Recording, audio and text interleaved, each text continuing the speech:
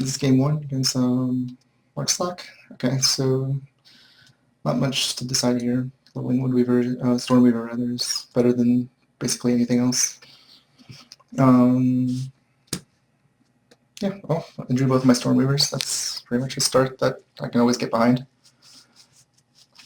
Most likely going to be playing the Shroudthorn Splicer here, just to level it.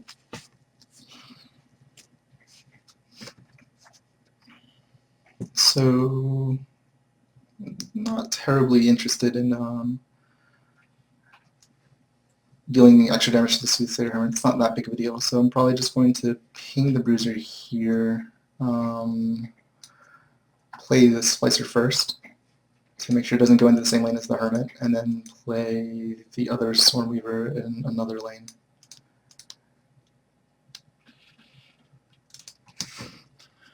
So here, it's nice if nothing happens. The 1/1 off the Sower plus the Stormweaver ability should kill the Hermit, and that leaves me open to play probably the Ancient somewhere else.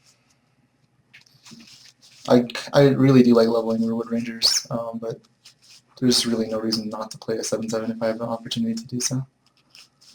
Especially since I kind of wasted a turn last turn by playing Darkforge Mimic. It's Shroudthorn Splicer rather. It doesn't really do anything to win the board early, but its late game is so absurd that even without Darkforge, just the ability to create, I guess, 22 worth of stats, but spread over 2 creatures is extremely powerful by itself, especially if you prioritize leveling your pump spells.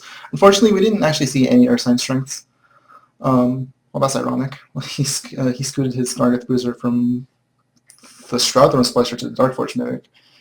So I don't have any Darkforge to take advantage of that. It's still kind of funny it happened that way.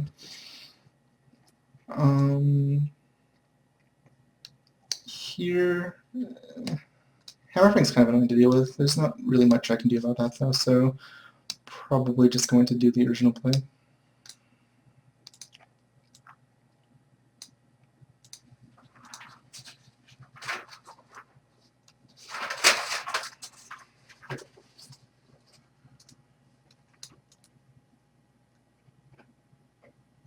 The only thing here is if I actually want the Hammerfang to trade with the Sower, thinking he's going to have an edge on the race, so that would be preferable. Doesn't matter anyway, so. Yeah, another reason I wanted to play the Ancient over the Weirwood Ranger was because since I had a 1 Matzon and Nargeth Bruiser, that would do a lot more for me winning the early board than Weirwood Rangers would.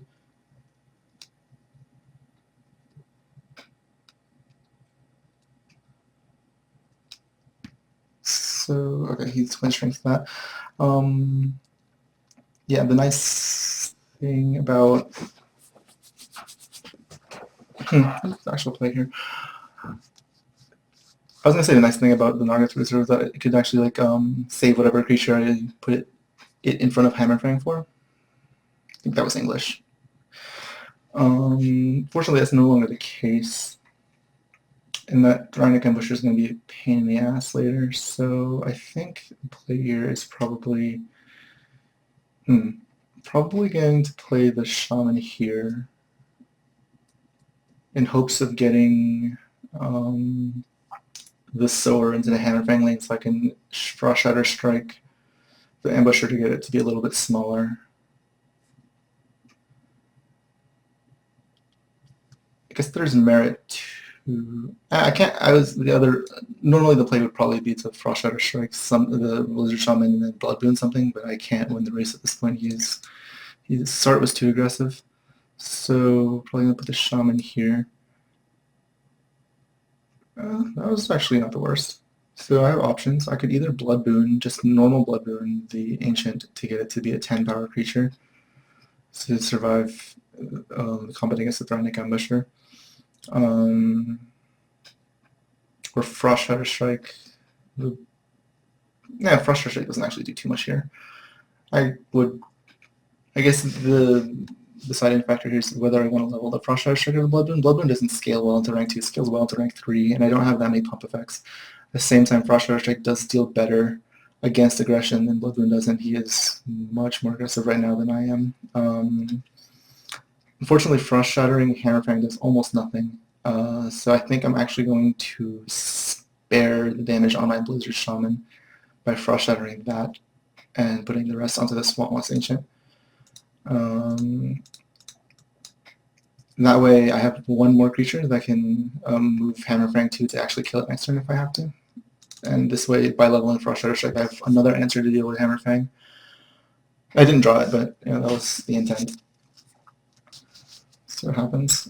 This is not the best position to be in. That Hammerfang, he has a twin strength level. Oh no, he's still in rank 1, never mind. So I'm not really sure what else can happen at this point. The board's pretty even, but he does have a life advantage and a leveled Hammerfang, which is going to be very good late game.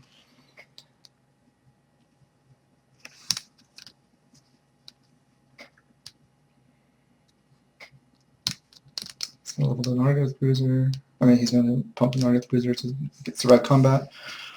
And Bloodboon. Interesting. So, how is this phrased? When a creature enters the field in this lane. So, interesting. Okay, racing that is going to quickly come out of the question. The best chance I have here is for the Hammerfang to move in front of the Blizzard Shaman so I can kill it with Everflame Aura. That's not very likely. But it's really the only play that I have. I guess it moves into another lane. I can play either Roight Tusksaur or one of my other creatures to see if I can move it again.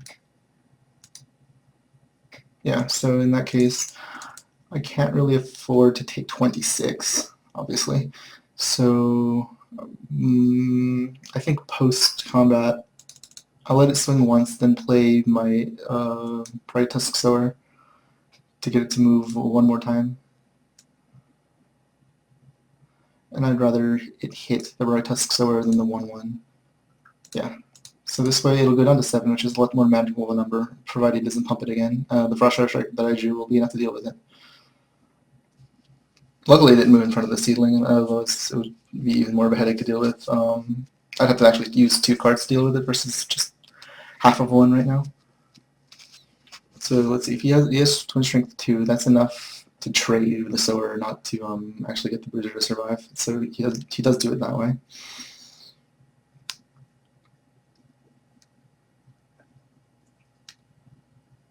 Okay, well this is good for us. We have taken control back over the board. Not dramatically, but more than we could have asked for, I guess. So we're going to kill the Hammerfang here, pop the Sapling. And here's an interesting decision. I can play the Deep Boar Rider because it's insane at rank 3. I'm sorry, rank 2 into player level 3. So that's probably what I'm going to do. Weirwood Ranger is fine, but 1/1 won't really help that much. They're all about the same size. Same thing with Flame Rift Instigators. It's not like Flame Rift Instigators level gated or anything, so I'd rather put a 16 power creature into my deck. Okay, this is good. So we're going to put the level 3 Shardthumb Splicer into the deck. Because he has Hammerfang particularly, it's really nice to have creatures that actually put creatures in other lanes, to have more of an ability to actually control where Hammerfang goes, besides the fact that it's also enormous on its own. Board Wind Weaver, obviously, you always want to level that whenever you have a chance to. It's good at every rank. And, yeah, there's a very, very low percentage chance of actually play anything else in this hand. Luckily, the only pump spell that he's shown so far was Twin Strength, so he can't play it because I kept his board clear. What other threats do he have? Okay, he has that, and the 2 largest creatures I think he'll have for this rank were that and the other Hammerfang.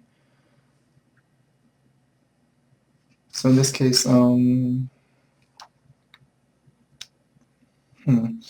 well, even though I could get value this way by putting the Splicer, I think I'd rather do it this way. If I put the Splicer here, it has potential to actually go in front of the Blizzard Shaman, which I would want. It didn't. I'm still not going to risk the Borean Stormweaver this way, so I'm okay with taking another 10.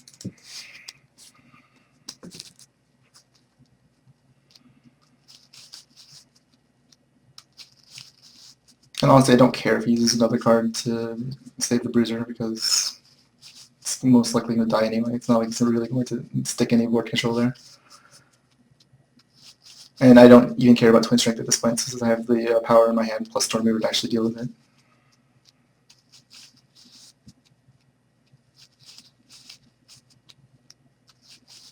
So he's going aggressive. Just not the worst decision. Luckily, I have ways to deal with that. Let's see. So if I put Ancient here, it'll survive. I can't, at this point, I can't actually afford to take more damage. I could like play Stormweaver in an opposing lane or whatever, but that is relatively unwise. Yeah, there's really no reason to do that. At this point, my late game is much better than his, so I just need to survive.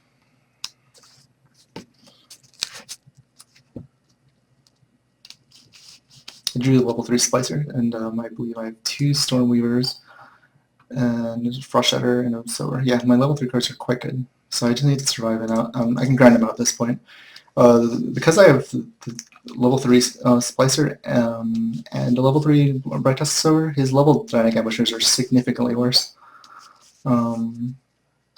This is really good for us. He has an empty board, and we have a Shroudthorn Splicer and a Deepwood Boar Rider, which is normally not that good of an aggressive threat, but it's a hell of a good aggressive threat if they don't have anything. It's still 16 power. We just put like a metric fuck ton of stats on the board. It's going to be really difficult for him to come out of this.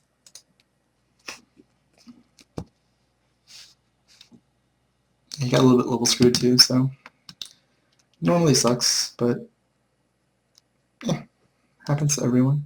Now I definitely want the Deepwood Boar Rider to move base. Actually, if I move it here, the Deepwood Boar Rider does get value off the Swampmouse Ancient, which is hilarious. Alternatively, I could put it here to push more damage, or to guarantee the amount of damage I'm pushing. So it's really a matter of if I want value at this point, but he's at 46, so how much value am I really going to want here? Probably just kill him. Oh, but the value is so good.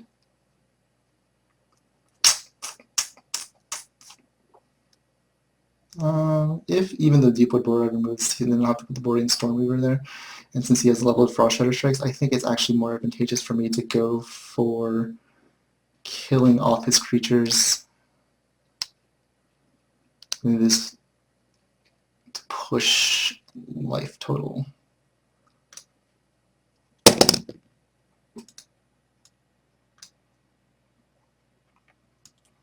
This way I'm still maintaining 4 threats on the board, but he has no board whatsoever, which gets rid of one of his leveled cards. And he has like a bunch of Thranic Ambushers and level 3 Nargeth Bruiser. Yeah, and none of his cards are, yeah, that game's over. But that was 1-0 right now. Let's finish for game 2.